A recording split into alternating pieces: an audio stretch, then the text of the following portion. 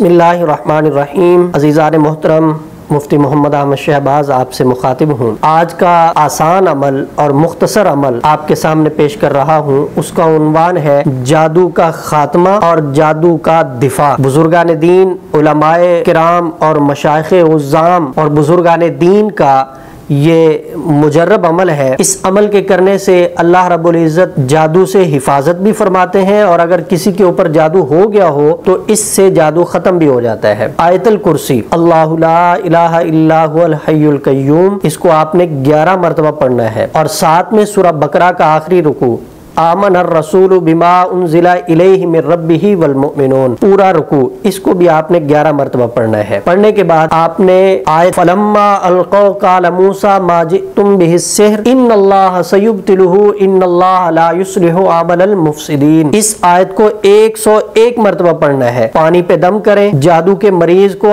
آپ 11 دن تک یہ پانی پلائیں، اللہ کے فضل و کرم سے جادو جڑ سے ہی ختم ہو جائے گا۔ اور جادو سے حفاظت کے لیے آپ آیت الکرسی کو اور سورہ بقرہ کے آخری رکوع کو اور اس آیت کو جو میں نے بتائی ہے، اس آیت کو کاغذ پہ لکھ کے تعویذ بنا کے مریض کے گلے میں ڈال دیں، اللہ کے فضل و کرم سے حفاظت میں رہے گا۔